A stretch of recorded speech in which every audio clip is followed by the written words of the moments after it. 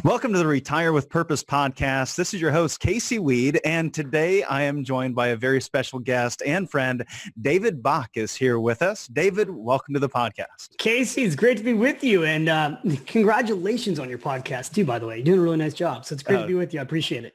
Thank you so much. You know, we're a big fan over here at Howard Bailey at everything that you do and the resources that you provide to our clients and all the people out there in the world, specifically women, most recently. And I wanted to focus on your most recent book here during our discussion, being Smart Women. Here, we can make them touch, right? Yeah. Yeah, I've always got several of these copies of your book on hand in case we have a woman that comes in, say a single lady or even a couple that are interested in learning more about what it takes to create a secure retirement. And your book does a really wonderful job of creating that in a nice, neat package that's easy to understand. You know, a typical financial book is kind of boring and difficult to make it through, and yours is a little bit more of a page turner. So thank you for that resource. I wanted to start the show off with a couple of different statistics that you had pointed out in your book and kind of kick it off from there. One of the statistics you shared was that $39.6 trillion of the world's wealth is now controlled by women. That is 30% of global wealth, $72 trillion by 2020. And on average, women have accumulated 34% less money in their retirement accounts than men.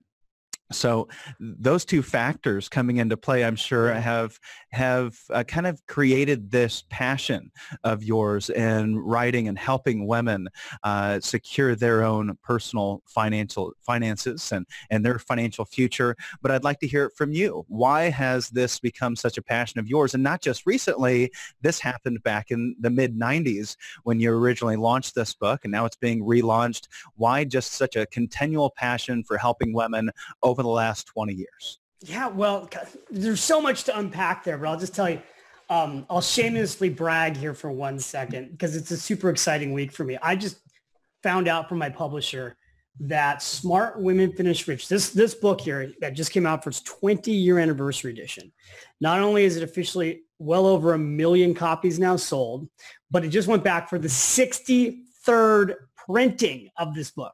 63 printings. And that's pretty remarkable. So, you know, what's been incredible is that this book has become truly a word of mouth phenomenon that's been now popular for 2 decades. And it didn't start with a book. It goes all the way back to my grandmother. The book is actually Smart Women Finish Rich is dedicated to my grandma, Rose Bach. She's the woman that changed the whole course of my family's life because she was poor at 30. She was living paycheck to paycheck. Both her and my grandfather did not have a college education, didn't own a home, didn't have a retirement account. And at 30, my grandmother decided that she was tired of being poor and she wanted to make changes in her life and that she wanted to start saving and investing. And the way the story turns out, Casey, is that over her lifetime, she became a self-made millionaire. And she passed those lessons on to myself, my father, and my sister. Our whole family has been in the financial service industry now, starting with my dad, for 50 years. So I grew up in the investment business. My grandmother helped me buy my first stock at age 7. So when I came into the business alongside my father back in 1993, which is almost 25 years ago, I was really shocked. What I was shocked by was that my grandmother was not actually typical, where the woman was in charge of the money and the investments. It was often still the man that was doing it. And what I saw firsthand in my father's financial advisory business was that we had a lot of older men and they were starting to die. And so I was having meetings with widow after widow after widow where we were teaching them the basics around financial planning, where the money was, where the income was going to come from, how even to write checks. And really, on the third meeting with a widow, I turned to my dad and I said, this is crazy. We need to do something about this. And he said, what do you want to do? And I said, well why don't we do exactly what Grandma did? Why don't we just teach a class? Grandma went to classes on investing for women and money. Why don't we teach a class on investing for women and money? And he said, hey, if you want to go teach it, go for it. You know, my dad had built his career teaching retirement seminars. So I created a class for originally my women clients. And I just told them, like, look, we're watching women be widowed and learn about money at the worst possible time. You don't want to be learning about money once your husband's died. And by the way, if you're not married and you're single, then you need to know what's going on with personal finances because you're going to live a really long time. So we have to protect you. And so I started teaching this class in Lafayette, California. And that first class, my mom was like, well, that's amazing. I'll bring all my girlfriends. And all of our clients wanted to come. We had 225 women clients want to come to the first seminar. And that was in 1994. And I got the local paper to come, wrote a story about it. And I just started teaching that class in my community over and over again. And at the first seminar, I got asked, what's a good book for women and money? And there wasn't one out there. So after about 3 years of teaching that class and people just beating me up going, when are you going to write a book about this? I finally sat down and did the difficult work of putting into a book what I was teaching. So Smart Women Finish Rich became a way for me to teach women about money that couldn't hire me one-on-one. Like I was a financial advisor, but I knew I couldn't help 1 million people individually. But with a book, I could go out maybe and help 1 million women. So that became my mission. Let's figure out a way to teach 1 million women to be smart about money so they can protect themselves, protect their families, and teach their kids about money. And here I am 2 decades later, finding out the book's in the 63rd printing, but I still love it. It's more fun now than it was even 20 years ago because it's crazy, but Casey, now all of a sudden you would think women and money is like the hottest topic in the world. I've been talking about this for 25 years. Well, that's what I was going to say. You've been talking about this over 20 years. So what's changed over the last 20 years as you've been having these conversations? What about how have your conversations evolved and how has the world of money evolved when it comes to women? So it was really interesting when we went to update the 20-year anniversary edition. Like you were mentioning the statistics, and I had to go through and see like, well, what's different now than 20 years ago? So I'll give you some examples. Average age of widowhood was 56 when we first wrote the book. That happened to be a statistic I didn't even believe. Like average age of widowhood, women are widowed at 56 on average. And I'll never forget this too, because I was telling my grandmother about the book as I'm working on it. And she goes, David, this is my mom's mom. She goes, I was widowed at 56. I didn't even realize that because I knew my grandfather had passed away at a young age, but I didn't realize that my mom's mom, my other grandma Rose, had been widowed at 56. She outlived 2 husbands. She lived to be 97. So first thing was like, has the age of widowhood changed? And it has. It's gone up. It's gone up to 59. So what's happened is that women are now living longer, and so are the men. But the biggest issue that affected women 20 years ago, and it's affecting them even really worse now, is that you live longer. If you're a woman and you're watching this, you live longer. So, my other grandmother, she outlived 2 husbands. She outlived her first husband by 41 years. So the thing I started really, I teach so passionately now is, ladies, you could be retired for 30 to 40 to 50% longer than the man in your life. Okay. Your retirement could be 10, 15, 20 years longer than the man in your life. That is a huge, huge issue. So you've got to prepare for that. You have to have more money set aside for retirement than the husband does. I can't share that enough with you. Like you need more money than your husband's putting aside. You need to be putting 20, 30%. Women hate when I say this, but I always tell them, you got to be putting 20% more away for savings than your husband. And the reason is this: you'll be retired longer. And often who gets sick first is the husband. And that's what eats up a lot of the retirement savings. So knowing these things, what's changed is I think there's an awakening. Women are realizing I have to have more money for retirement. I have to be in charge of the finances. I don't know if my marriage is going to last. The biggest issue I talked about in the update, guess the only category of divorce that's growing right now is what's called gray divorce. It's couples over the age of 50. Couples over the age of 50, divorce has gone up 109%. 20 years ago, people were not getting divorced in their 50s. Wow. And the reason, Casey, was that people weren't expecting to live to be 80, 90, and 100. Now people are getting into their 50s and even their 60s, and they're going, you know what? If I'm going to be alive 20, 30 more years and my marriage isn't going well, I don't know if I want to stay in this marriage. So what I'm seeing is that women are proactively more involved with their finances than ever before, that you are taking charge of not just paying the bills, but you're taking charge of the investments. and you're recognizing like this is super serious. Now, what hasn't changed, Casey, is that women are still earning less than men. That's a big problem. They have less money in Social Security and less money in pension plans.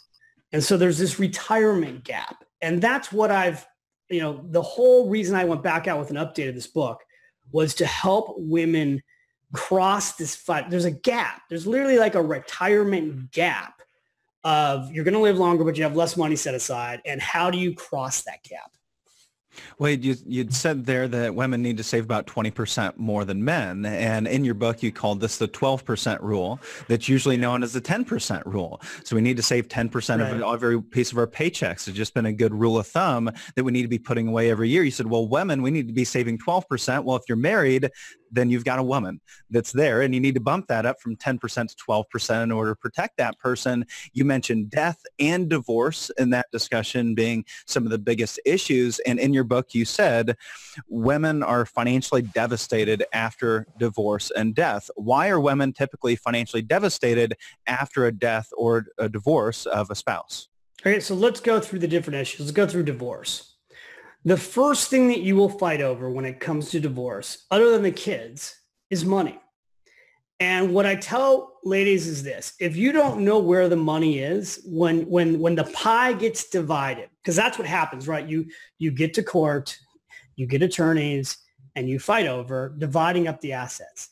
If you don't know how big the pie is, you don't get half. So the first thing is the best way to protect yourself as a woman. And guys, it's true too, by the way, if you need to know, like the most important thing for couples that you can do as a couple is work together on your finances as a team. I want couples to stay married. I wrote Smart Couples Finish Rich so you guys could stay married, so you could work on your finances as a team. When you work on your finances as a team, when you have goals and dreams based on your values, when you do financial planning together, you stay married and you stay happy and you have a purpose bigger than just yourself. So what I teach is that, and it's the beginning of the book, I have these 17 things you need to know about your money, where it all is, everything, where's the will, where's the insurance, where's the 401k plans, where are the IRA accounts, what are these things earning? You need to know this before you go through a divorce or before you go through widowhood. And so I always say to women, like, look, if you're married, what do you need to know about the money? The answer is everything. Right? Like literally the quiz in the beginning of Smart Women Finish Rich is a 17 question quiz. It's called the financial knowledge quiz. I'm like, you need to know everything in here. Now, if you're single, what do you need to know and do? You need to do everything in here, right? So the best way to protect yourself financially is not delegate your financial life to another man in your life. Okay. Mm-hmm. Even if you hire a financial advisor, you really need to know what's going on. My wife hears me do these radio shows all the time. And then she's like, okay, well, remind me again, where's this document? Where's that document? And the other day I'm walking past the bank with her and she's going to get some jewelry out for a party that we're going to tonight. And she's got a safety deposit. This is just a classic example. She's got a safety deposit box at our bank. And I looked at her and I said, I'm always telling you where everything is. Do you realize I have absolutely no idea where you keep the key to the safety deposit box? I go, if you died right now, I don't even know what's in the safety deposit box. And she's like, yeah, I guess I should teach you this stuff too. So like, it works both ways, but that's a great example. Like even for myself, it was like a wake up call. Like we're literally walking down the street and I'm like, what do you got in the safety deposit box? She's like, all my jewelry's there. I'm like, all your jewelry's there? She's like, yeah. I'm like, where do you put the key? Yeah. So like those are the kind of things you always have to be constantly sharing with your spouse and your significant other and your kids. If you got a will and your kids don't know where the will is, like those kind of things are so important to talk about. Well, it sounds like even the expert in couples finances struggles sometimes with having these conversations and making sure you're staying on top and having these open lines of communication with your spouse. What type of strategies or tools do you put in place for you and your wife to make sure that you're staying on top of your finances, that there's open lines of communication? Do you have a regular schedule? Do you have a framework that you walk through every year, every 3 months? How do you go about having these conversations? And so like everybody else, you get married and you have an idea what it's going to be like and how it's going to work. And then you go through the real world, right? So when I wrote Smart Women Finish Rich, the thing I started hearing from women is, how do I do this with my husband? And that's what led me to write the second book, which was Smart Couples Finish Rich. Here was a roadmap. I went out and studied all of our couples that had really done well financially and were happily married after 20 and 30 years. And looked at like, what did you do versus what did these other couples who got divorced do? And I modeled them. So that's the book, Smart Couples Finish Rich. And my wife and I use a similar model. We do a financial anniversary, right? So like we sit down once a year and we look at how do we do? Do we make progress this year? What are we working towards? My wife and I are big goal setters. So we talk about our goals based on our values. And we do planning together as a team. Like, here's where we want to be in a year. Here's where we want to be in 2 years. Here's where we want to be in 3 years. And Casey, it's not just about money, right? It's about our lives. Like my whole thing is like, how do you live your richest life? And I don't take for granted, even though I say we're all going to live long, I don't take for granted that we're going to live long. Like I always say to my wife, we have young kids. We have an 8-year-old and we have a 15-year-old. So they're getting older fast, right? And I'm one of these people that's always counting the time we have left. Like we've got 10 more Christmases. We've got 10 more spring breaks. We've got 10 more summers. Or in my 15-year-old's case, we've got 3 more summers. And so our conversations aren't just money related. They're really life related. And then we go back to the money and we're like, okay, well, how are we using our money to make sure that all of our life dreams, we're actually making them real? So how often are you sitting down and having these conversations? I'd say monthly. I tell people I have like a money day. I don't know that ours used to be super official. They're probably less official now, but it's that check-in, right? It's that check-in time when it's not related to paying the bills. So that you're like, okay, let's have it set aside a little time. It could even just be an hour, but let's just check in again with each other, like on our goals and our dreams and our values and make sure we're doing the money thing the way we want to do it so it matches up. And if there's anything that needs to be fixed, what do we need to, there's always something every year that you're working on fixing, right? What's left for us to do? Like, does the will need to be updated? Does the insurance need to be updated? The kids are going off to college. Are we getting enough money in the college savings plans? Just to check in, right? Even like my wife's self-employed. She's got her own business. I'm self-employed. Making sure that we've maxed out the retirement accounts. When it came time to do the annual meeting with the CPAs, going back through the IRA accounts for SEP IRA, making sure her account's performing well, making sure it's fully maximized. When she met me, I got her into the Pay Yourself First plan. So I am always making sure that she's maxing out her retirement accounts every year. Well, I like that. I think a lot of times these conversations don't happen because maybe one of the two partners are intimidated by the process, or maybe their lack of knowledge going into it when it comes to the technical aspects of finances and their financial plan.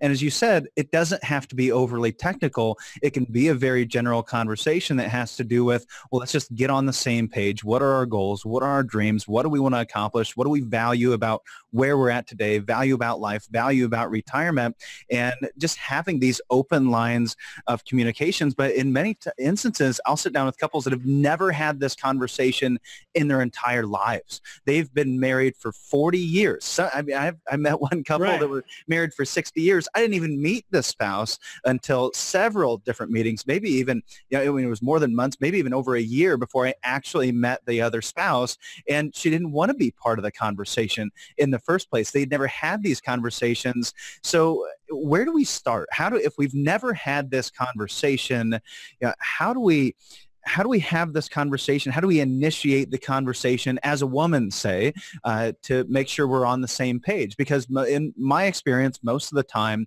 when I'm just seeing one of the two couples, it's the husband, the woman's not there. How does the woman say, hey, it's time, I want to get on the same page? How does she initiate that conversation? It can literally be as simple as what you just did. I want to be on the same page with you. I tell women all the time, blame it on me. Just don't tell your husband where I live. Now, like literally go, you know what? I just read Smart Women Finish Rich. There's this guy, David Bach, out there. I went to a class. I know you're going to be teaching our course on this.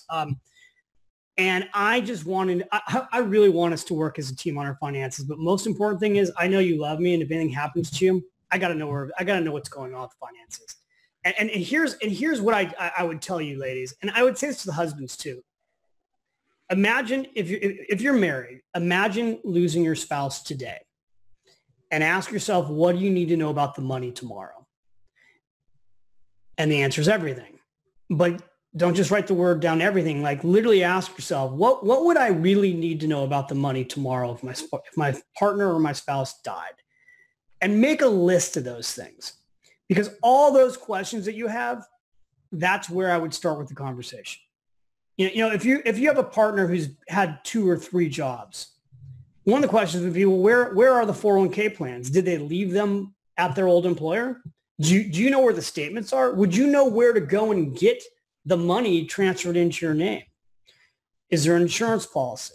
Are you sure you're the beneficiary? I mean, so many people who are in second and third marriages and they've never checked to see if the beneficiary has been updated. And people often leave their first spouse down as a beneficiary just because they didn't get around to fixing it. Are you sure you're the beneficiary of the retirement accounts? I mean, all these things, you know, and here's the thing. I'm so biased, right? Like I completely believe that most people should hire a financial advisor.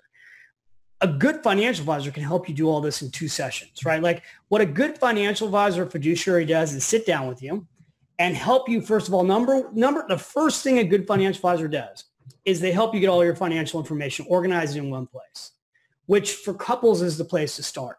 Where is everything? Now, again, in the book, I've got all the tools I use with my clients. So I've got the inventory worksheet, which helps you see where all your money is. I've got these file folders, these 13 file folders that you can put together so you can see what's missing, right? Like one of the file folders is a will. Well, if people call me up, people send emails. They're like, what do I do about the file folder for a will that's empty? I'm like, well, why is it empty? Because we don't have one. Then you need a will, right? Like, you know, so part of getting organized is figuring out what's missing. And what I literally did with Smart Women Finish Rich was, and Smart Couples, was design it so that you could work on it as a team. You could literally like go through it step by step. Okay, take the quiz, get the file folders together. I even go through how to go meet with a financial advisor, the questions to ask a financial advisor so that you can find the right financial advisor that's going to put your interests first. But I recently had the opportunity to see you speak at an event in Indianapolis, and you talked about the importance of making sure that a woman is engaged in the actual financial planning process. And you had stated that most men implement the financial plan. And this was by far my biggest takeaway. You said most men implement the financial plan and they will never know if the financial plan actually works out in the end. You said it's neither safe nor practical to assume that the man in your life can be counted on to take care of your finances. Those 2 things really stood out to me. And I think there's something to be learned from that. Well, and again, I am trying to really get people's attention here. Well, and I think you said, what was it, 89% of... It's 80% of men die married. 80% of women die widowed. So... What a mind-blowing statistic. That like just should stop you in your tracks, right? Because first of all, women tend to marry men that are older. Men die first. And men just candidly don't take nearly as good care of themselves as women do. So women live to be, again, 10, 15, 20 years older often than their husband. Now, look, I know there are exceptions to the rule, but they're exceptions, right? Like as I travel around the country and I do these events for our financial advisors and I do these events with their clients. I mean, the last event I just did, 3 women came up to me who had been widowed. One of them had been recently widowed within 90 days. And she was again, typical. She was 56 years old. So, and he hadn't been sick. So I'm like a positive person. I'm trying to I mean, even though these are like scary things I'm saying, Casey, what I'm trying to get women to realize is this is no joke. Now, guys, I try to get guys to realize this too, by the way. Like when guys are sitting in a room and their arms are crossed about this topic, I'm like, if you're married and you love your wife, then shame on you if you don't protect her by having the financial act together. Like if you got married, be Prince Charming. Then do all the things you're supposed to do. Have the correct life insurance. Have all your stuff in one place so if you die first, she knows where it is. Have a financial plan. Like, why would you work 90,000 hours during your lifetime and not actually have taken the time to do a financial plan to make sure you won't run out of money in retirement? If 80% of women are going to die, married women are going to end up dying widowed, what do you find is the typical first step that they're taking as soon as they lose their husband financially? And what is the step they should be taking? Good question. What should you do? Truthfully, in the first year, you should do nothing but deal with mourning. There's a lot of emotional issues that go through going through divorce through widowhood. You got to deal with the mourning period. And what you do in the first year is you get everything organized. You have to go and find all the assets. You have to get those assets transferred into your name correctly. So that first year is about typically settling the estate. Now, the question becomes, do you do it yourself or do you get help? Many women will go out and look for, if they don't already have a financial advisor they like and love and trust, they'll go find a new financial advisor. And this is one of the things you've heard me talk about, right? Like it's been estimated that 70 to 80% of women will leave the financial advisor that they're working with right now if their husband dies within 18 months. And the reason is the financial advisor is not working closely with them. The financial advisor has always been working with the husband. Huge mistake, guys, and gals too, by the way. If you're a financial advisor and you're not working closely with the spouse, with the wife, you're making a big mistake because she's going to leave. So we train all of our financial advisors work with the wife first. Like, don't ever do meetings with just the husband. I used to tell women when I was a financial advisor, I'm okay if you don't bring your husband. I would not let husbands not bring their wives. So I just think, that first year, though, it's getting organized, finding all the money is a big thing. Like making sure that you find all the assets, that you transfer all the assets into your name correctly, that you do the 401k rollover into an IRA account correctly, that you do the IRA account into a deceased beneficiary IRA correctly, that you know how to take the insurance correctly. There's just a lot to deal with. And so the best time to deal with it, by the way, is before somebody passes away.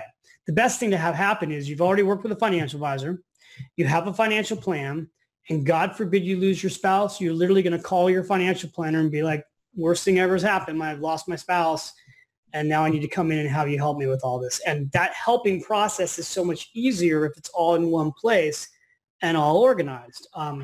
Without being super technical, it comes down to you have to have death certificates. And if money's scattered everywhere, which is very common by the time someone's in their 50s or their 60s, they have money everywhere. And it can be very hard to find it all unless you know where it all is. But the opposite of that is you work with one financial advisor and all the money's sitting in one place. And when you lose your spouse, you basically come into the financial advisor's office with death certificates and it can be transferred into your name in a matter of days. And so you said get organized and take your time. I think that was the biggest thing that you said there. Get organized, take your time. And is that fair to say that most women or even men for that matter, when we lose a spouse, we don't take the time to get organized and mourn and we begin to make major financial decisions too quickly? I've seen many people make it too quickly. I think what you don't want to do is I tell women over and over again, and men too, don't make major investment decisions in the first 12 to 18 months. Because you don't actually know how you're really going to feel until it's been 12 to 18 months later. And so don't go out and move. Don't buy a new home. Don't feel the need to make really big investment decisions right away. And a good financial advisor won't pressure you to make them. A good financial advisor is like, fine, let's get everything organized. We'll put all your money in a money market account until I know you're really in a good position. Let's get your income set up so you know where your income's going to come from. But we don't have to make a bunch of financial decisions right away. Let's just get you organized. Time heals, but you need to give yourself some time. You'll make better decisions financially, provided you've given yourself some time to mourn and go through the emotional process. If you've ever gone, I fortunately haven't lost anybody. I haven't been widowed, but I've worked with a lot of widows. And, 2 years later, they're like, wow, I was in a fog. I look back on the last 12, 18 months and I was in a complete fog. And it's like coming out of a fog. Anybody who's watching, who's gone through this knows what I'm saying is true. And so they'll come back and they'll say, I'm so glad you didn't let me make that decision to sell the home or, move. Like, I'm so glad we didn't rush to make investment decisions. I'm like, I know. I've done this before. I've seen what happens. Well, I've seen so many of those mistakes myself. When we've lost a spouse, I had one gal that immediately liquidated all these accounts and paid enormous amounts of taxes. And had she just taken her time and gotten some good consultation before she started making these rash decisions, it probably would have saved her $250,000 in taxes. We have to take our time, no matter what type of emotional distress we're under. We shouldn't be making major financial decisions. So we've covered kind of I think the couples side of things. I want to kind of shift gear and really focus in on women here.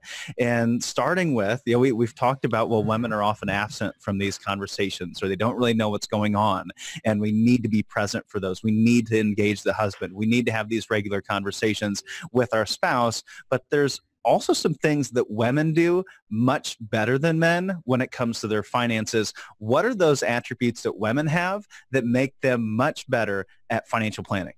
Yeah, so the research, and now there's decades of this to prove this, show that year in and year out, women actually outperform men as investors.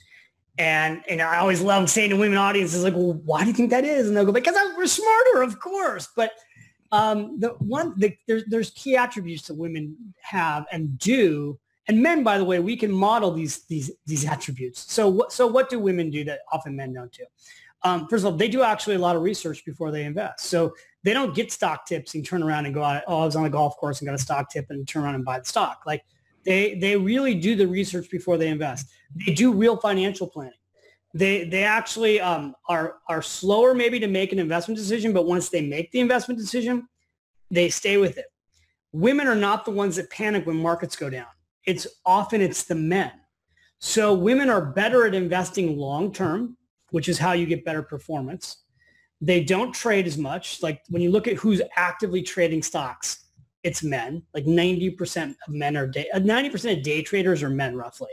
And they do terrible. So like they do, because you can't make money day trading.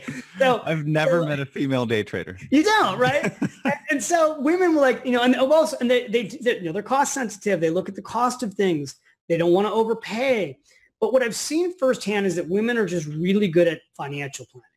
And they're good at financial planning, not just looking at it as a numbers game, but they're better at looking at their values first, their money second. So when I teach this concept called purpose-focused financial planning in our seminars, and I talk about, what's really most important to you, your financial plan should be built off your values. Women get it. And the key is when you do financial... I got to interrupt here. When I have these conversations about values and purpose with men, I get kind of this glazed over look in the eyes, and women kind of go, oh, yeah, it's all about meaning. Because we're totally wired differently. Now, look, there are some men that can do get the values conversation right away.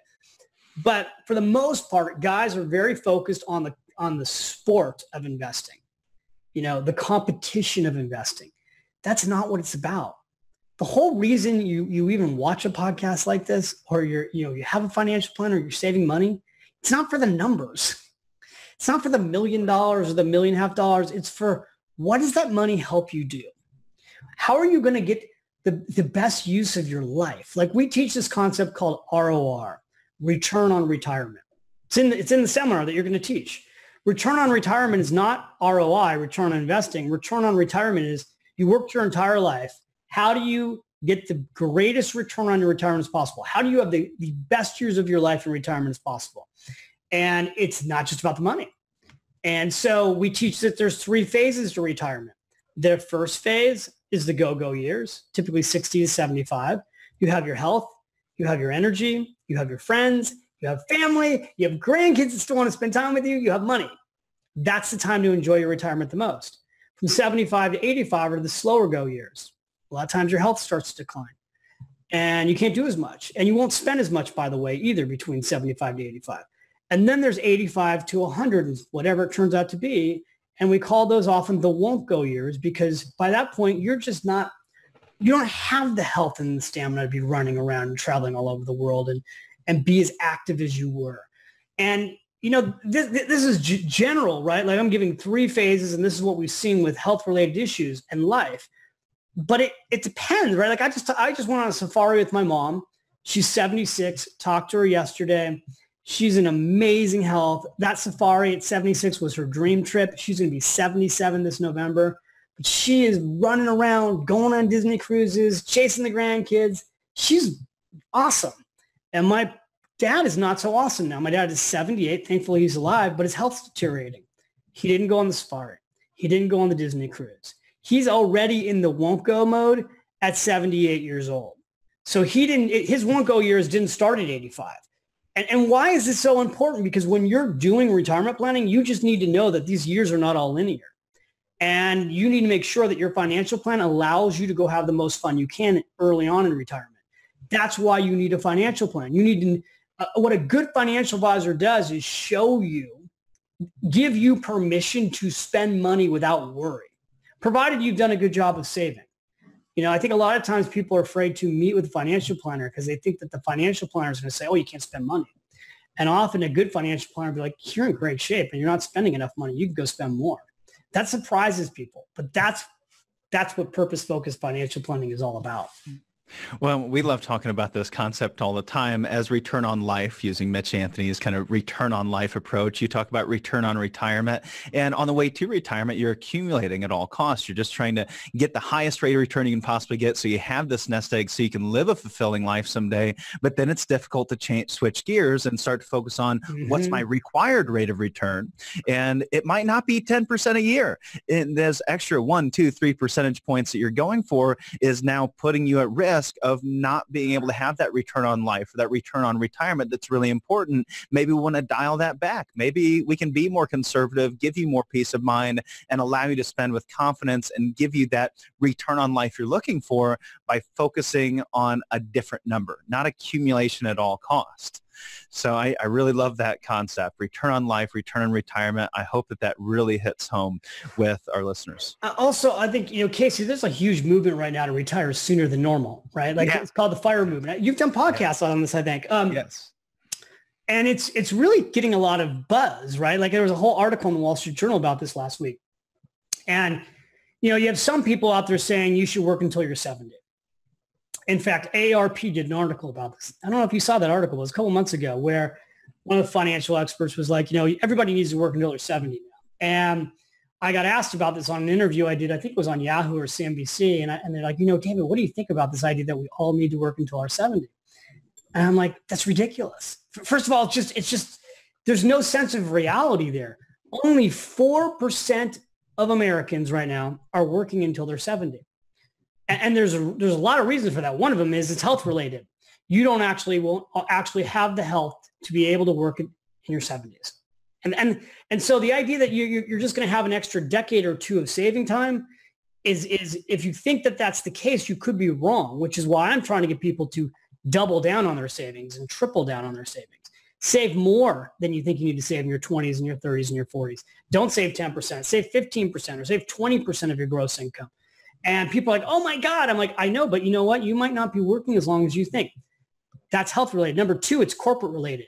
If you have a corporate job today and you think corporate America is planning on letting you stick around until you're 70, you are absolutely delusional. Okay. It's not happening. Corporate America today wants 50-year-old employees out of there. Now, and what are they doing about it, by the way? There's proof every single day in the paper. All you have to do is pay attention. Verizon just gave a massive pre-retirement package out. Pfizer, just pay attention to all the corporate packages that are being given out to people in their 50s to take retirement early. Why is corporate America pushing people out in their 50s? Because 50-year-old workers, 55-year-old workers are expensive. And they know they can go out and hire somebody who's 20 years younger for half the price. So even if they give you an extra year or two of retirement benefits, in the long run, they save money. And so what's happening across America is that these packages are being given out. And if you don't take the package, then you sit around and you go, well, everybody around me left. They didn't hire more workers. So I got to go to work now. All my friends are gone and I just got their work too. So I'm just telling you, if you have a corporate job today, if you're not an entrepreneur, if you don't have your own business, don't believe you're going to work until you're 70. So save more money now, get the financial plan going. And I get asked, well, what do you think about early retirement? And I'm like, God bless you. if you can start ratcheting up your savings in your 20s and your 30s and your 40s, and you want to be a part of this FIRE movement where you can get out of the corporate rat race earlier, then go for it. And one of the things that people don't, the critics of this FIRE movement of retiring early, they don't understand that it's not just about, again, it's not just about the money, and it's not just about the age. Most of the people who are actually who are doing these early retirement things, they're still freelancing. They're still working. They're still working. They've just figured out a way to work on their passion and their purpose instead of just trading their hours for dollars. So I just want, my biggest passion right now is making sure that people live their richest life, that you go do you. You go do you. Like whatever it is you want to do, you go do you. I know this, if I can help you with the financial stuff, it will free you to go do you faster. Well, being that we're having a discussion on retire with purpose, we have to talk a little bit more about this subject of purpose-focused planning and the development of that purpose. When I sit down and I start asking individuals, what does retirement mean to you? Sometimes it feels a little uncomfortable. Why is he asking me about what retirement means to me? This isn't, we're supposed to be talking about investments and stocks and mutual funds and bonds and things like that. Why is he asking me about my purpose? And it can be difficult to really get into this discussion and ultimately identify, what do we value most? What is our purpose for retirement? How do you help women discover their true value when it comes to money? Are there any exercises or strategies that you walk them through, or just asking the right types of questions? So we have a system in place, right? Which is called Purpose-Focused Financial Planning, where we walk you through a values ladder. It's actually in Smart Women Finish Rich. It's a values ladder where you walk through the hierarchies of your values. What's most important to you? And you work your way through writing down on a piece of paper what your most important values are. And what I did in Smart Couples Finish Rich is I took the values ladder and I turned it into a circle so that you don't have to have a hierarchy conversation. You can basically take out a yellow pad of paper, draw a circle, write down 5 biggest values that are most important to you. Now ask yourself a question. These 5 values, am I actually getting to live them on a regular basis? Whatever they are, right? Like someone says, my highest value is family. And then you sit down with them and you find out that they never see their family, right? Because all they're doing is working. So then the question becomes, well, do you want to see your family more? What would you need to do to change your values so you could actually see your family more? It's someone says charity is the most important thing to me. And then you go, well, what did you do on charity this year? And they go, well, I don't have enough money to give to charity right now. Okay, well, great. Well, do you have time? Well, I guess, but not really. Well, how would you have more time? People think that the job of a financial advisor is to give you the answers. Here's the truth about anybody who's a good coach, a good financial coach, a good financial advisor, a good leader for that matter, is that they ask you good questions. So much of my books have been designed to help you ask yourself meaningful questions. What happens is we get so busy making a life that we don't design our lives. I should say, we're just going through the motions of life because we're busy. I think you called this automatic pilot. Yeah, it's automatic pilot. And, I'm always trying to get people in Casey, you really read my books. Good job. I'm trying to get people to wake up, right? And you can get on autopilot at any age, at any time. If you have young kids, it's very easy to get on autopilot, right? Like you're so busy taking the kids from one thing to another. And, I'm constantly trying to have these special moments with my family and my children. And sometimes that creates a lot of extra work, but to me, that's the gift of life. And then it's capturing it. And I've got all these things I teach too, like on gratitude, because I think one of the greatest ways to truly be super present in your life is to constantly be focused on gratitude. And people talk about gratitude a lot, but they don't actually show you how to do it. So in Smart Women Finish Rich, there's a section on how to get grateful, how to write down your gratitude, how to share your gratitude, because gratitude is an active habit. Every single day I wake up and I do a gratitude focus. I write down what I'm grateful for the day. I write down what I'm looking forward to for the day. And then at the end of the day, I write down what really went well for the day. And I do it every single day, and I have a picture. And so I've got my own little journal of that process And then I can go, even on a bad day, I can go back and look at like, okay, well, what else has been going on lately? Because I know today was a bad day, but like, oh yeah, yesterday wasn't so bad, right? Like, so it's capturing that. Yeah. Well, in your book, you talk about the difference between goals and values and wishes and dreams. And I think it can be kind of confusing. What's purpose? What's values? What's vision? What's dreams? What are all these things? Can you kind of compare and contrast these different aspects of this purpose-focused plan? Yeah, I mean, I'll give you an example. I'll use it in my own life, for example. So purpose. My purpose was to go out and inspire 1 million women to be smarter with money so they could protect their families, teach their kids, and protect themselves. That was like overarching purpose. Dream was, I want to write a book called Smart Women Finish Rich. And that's a dream. But that wasn't the purpose. That was the dream. The goal was, I want to have a book, Smart Women Finish Rich, be on the New York Times bestseller list and sell 1 million copies. The goal helped me fulfill the purpose. So, the purpose is at the top, and then you work your way back. What's the purpose?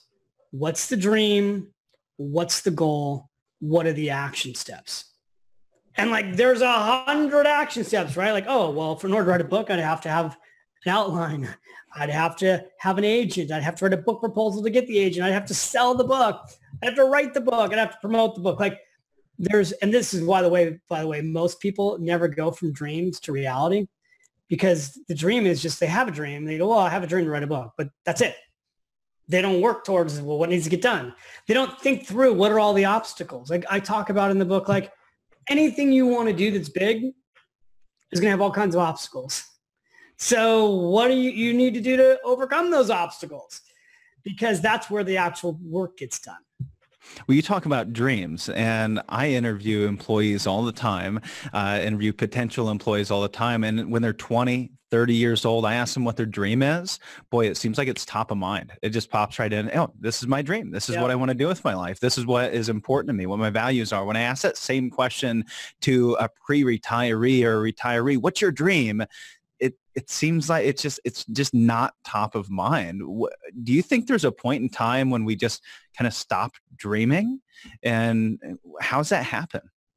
Well, see, I could talk about this topic with you. I could do another show with you just on this topic, because I think this is the most important thing. That we have 75 million baby boomers and a whole nother generation behind them. We have 10,000 people turning age 65 every day now. And there's two types of people when they reach retirement: those who look backwards, they look at their past, and those who are truly planning forward, who have a future-focused self. And the happiest retirees are the ones who are future-focused.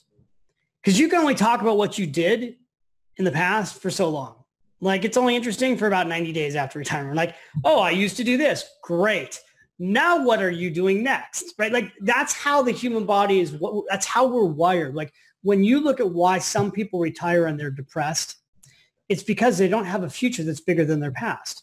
When you look at retirees that are super happy and excited, they're really engaged in the future. They've got something they're doing right now, and they have something else they're really looking forward to. Like, I'll go back to my mom, for an example. That trip to Africa has been on her dream list for 10 years. And by the time when we finally booked it, she had like 2 years to look forward to it. The trip itself was 12 days. It was the looking forward to part, the planning part. That's like 80% of the gift, right? Then the 12 days together, that was like a trip of a lifetime. Then you come home and you got the pictures and you get to look at them and you show your friends. And that's like, but it's the looking forward and it's the doing part. So I just think for retirees and you're right. People in their 20s and their 30s, they got all kinds, they're not afraid. They got all kinds of dreams. They're all excited about life. Too often in our 60s and our 70s, we stop dreaming. And I think that that's something that people can be coached on and can be changed.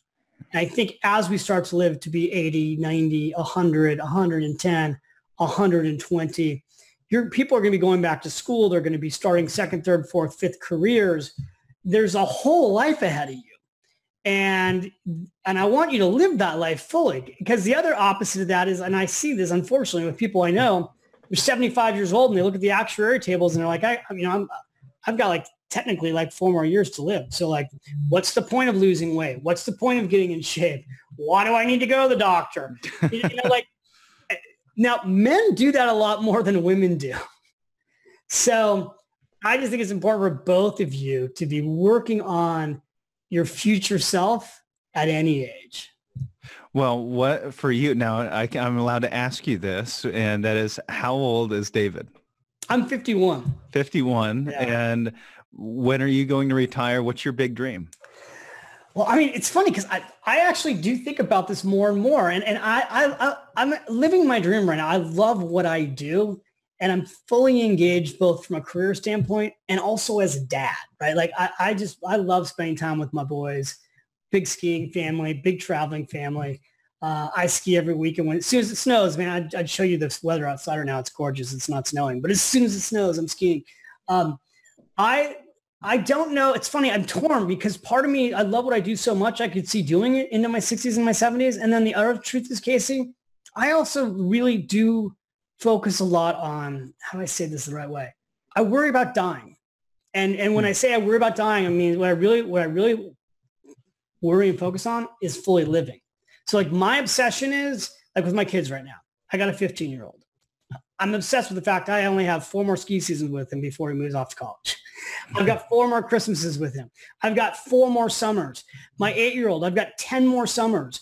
I've got 10 more Christmases. I've got 10 more spring breaks. This drives my wife crazy, by the way. But that's how I am. Understandably so. And I'm like, because I want to fully utilize all this time. So I'm super grateful for the life I have. I love the work I'm doing. I'm a co-founder of A Wealth Management, one of the companies that you're associated with. I love being out there teaching. I have a new book coming out called The Latte Factor. It's coming out May 7th, 2019. So I'll come back and do a show with you when we put that book out.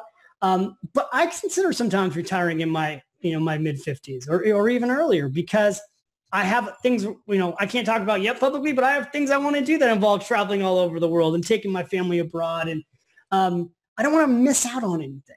So, I'm fortunately financially, I'm at a point where I have just amazing options. All these little charts in these books, these miracle compound interest charts, they're real. Like when you start saving money in your 20s and you just save money automatically and you diversify and you leave it alone, before you know it, you turn around and you have financial freedom. And your money makes some place where you've got financial freedom yourself. You have job optional status. You don't have to go to work tomorrow. You could retire if you want to.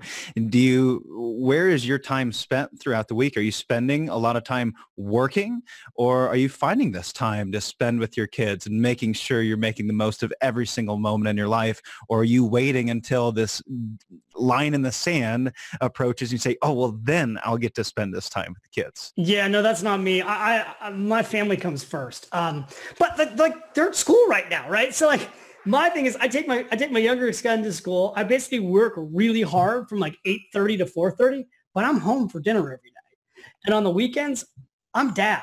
Like I'm dad as much as I can be dad because now the 15-year-old's already starting to be done with me, but the 8-year-old's not yet. So, right, this is what happens. But ski season rolls around every weekend we're skiing.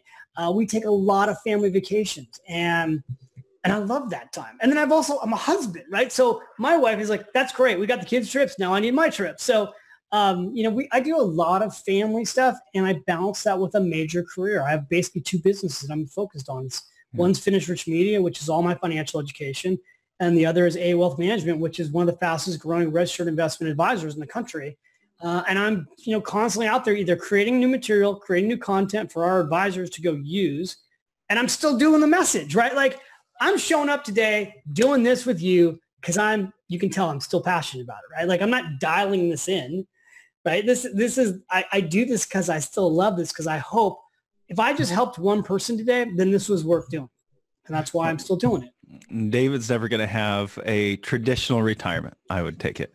You're going to continue to do this as long as you can. So, we're running out of time here, and usually this would be a time reserved for some generic questions, but there's still some things running through my mind that I have to pull out of you. Yeah. And one of those is that, in your book and you've talked about this here today, one of the most important things for a woman is to find a good financial coach. What are some things that women should be looking for in a financial coach specifically, or how should they go about this process of finding a financial coach that's the right fit for them? Yeah. So there really is a detailed, like major section in the book on how to hire a financial pro. So I think so I would literally go through the book and read this step by step. But the most important thing I would tell you, like, is first of all, find a fiduciary. Find somebody who's going to, by law, put your best interest first. There should not be a conflict of interest. They need to be doing holistic-based financial planning. That means that they sit down with you and they go through your values, your goals, your dreams. The conversation with you should be about your life, not just about your money.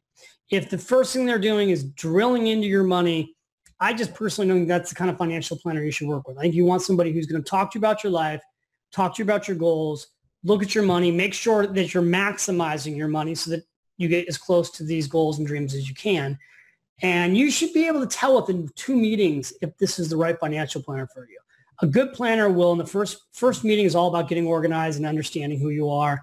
The second meeting is usually about presenting you with a plan, showing you what that looks like. And then after that, it's about implementing that plan. But you need, a financial planner should not be a salesperson. They should truly be in the role of a coach.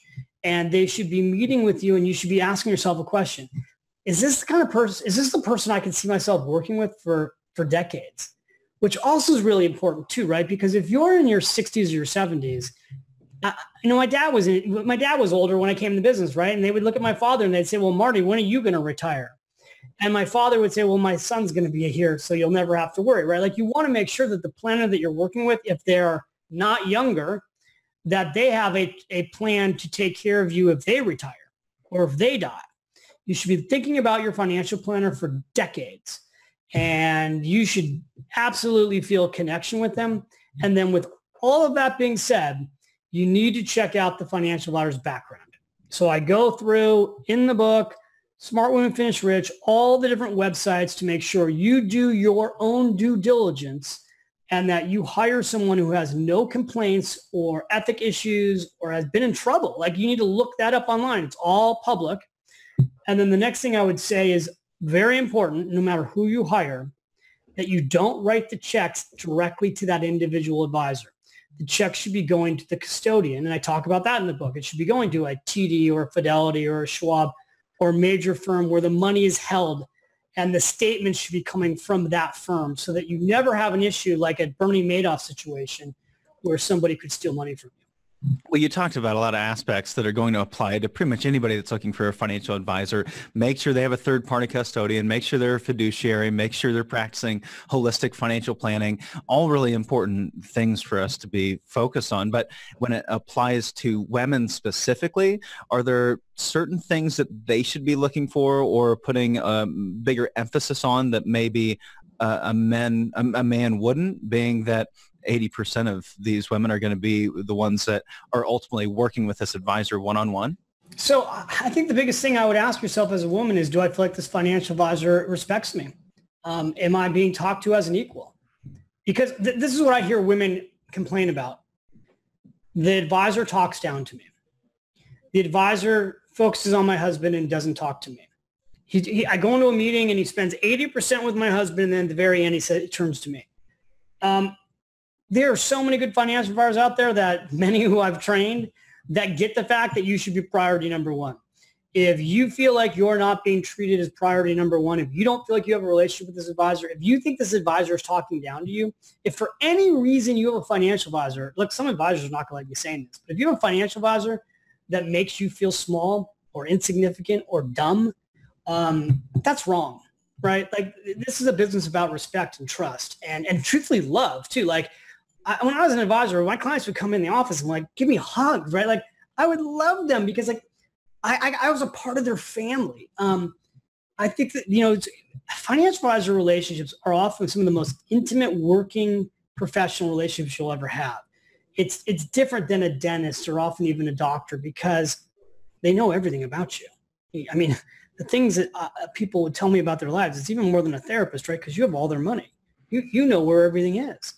And so it's a very close relationship. So look for somebody that you think to yourself, yeah, you know what, I feel good about this person. This person's really, I trust this person.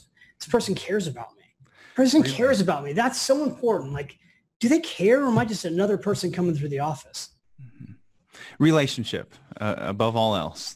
That's what I take away from that. Now, my last question for you really goes out to the grandparents that are listening in, Yeah. because you attribute where you're at today, but from your grandma Rose, that really turned you into what some might call one of the financial gurus that are out there today.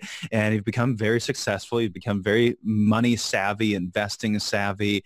How do grandparents, I've run into so many grandparents that are concerned about their kids not growing up with an education about money and being able to be as responsible with their finances as they were growing up. What are some of the things that as a grandparent we can do to make sure that our children or grandchildren turn into the next David Bach? Well, I tell a story about how my grandmother got me into investing. I was at McDonald's, my favorite restaurant in the whole world. And at 7 years old, she's like, there are three types of people who come here. There are those like you who eat here and spend money. There are those who work here for minimum wage, and that's a really hard way to build wealth. And she's like, and there are those who get rich. And the thing is, my grandmother knew I was obsessed with being rich at a young age, because I would want to play Monopoly every single night when I was with her. So she's like, I can teach you today how to play Monopoly for real. In the real world, she's like, the way you play Monopoly in the real world is you own places like McDonald's. And so she taught me that day at 7 how to find out if McDonald's was publicly traded. She taught me to go up and ask the question, is McDonald's publicly traded? She took me home, opened up a Wall Street Journal, circled MCD, showed me how to look it up, taught me how to read a stock quote on the bottom of a TV screen, then took me to a brokerage firm, opened my first account, and helped me buy my first share of McDonald's. That simple thing that she did at 7 can be done today by any grandparent, literally like tomorrow. You could do it at McDonald's. Today, my kids, they own Shake Shack. You could do it with Amazon. Your kids are on Amazon. Click, click, click. You can buy the stock in Amazon. Like, you could do it with Facebook or Snapchat, or it's finding something that your kids are engaged in and then letting them know that they could be an owner of that company and teaching them how to think like an investor, because it's investors who get rich. You have to own, I'll close by saying this. If you want financial security, if you want to build real wealth, you have to own assets that go up in value. Those are real estate. Those are stocks, even bonds. You have to be in the game of owning assets that go up in value. It's the escalator to wealth. And so teaching kids at a young age how to think like an investor, how to think about your money making you money, that's a game changer for a child. And the beauty of being a grandparent is that your grandkids will listen to you. They'll listen to you more than they will their parents. It's just totally true. So, take that little idea and go try and run with that. Well, we had John Lanza on one of our podcasts teaching your kids about money. So if you're a parent and you want to explore this concept, I've imparted and actually employed a lot of his concepts with even our 3-year-old son. Yeah, he's starting to save for certain goals and invest and learn about these things. If you want to learn more about that, I'd really encourage you to go back and listen to that podcast. David, I'm just so thankful to have you here. I could continue having this conversation with you for the next probably 2 or 3 hours. And I know you've got other things that you need to get done today, but I very much appreciate your time. And I very much look forward to having you on next time as we talk about your new book, The Latte Factory. It's a deal. Casey, thank you. This was great. Totally appreciate it. And thanks for tuning in. All right. Until next time. Thanks, David. It's a deal. Take care. Bye-bye. All right.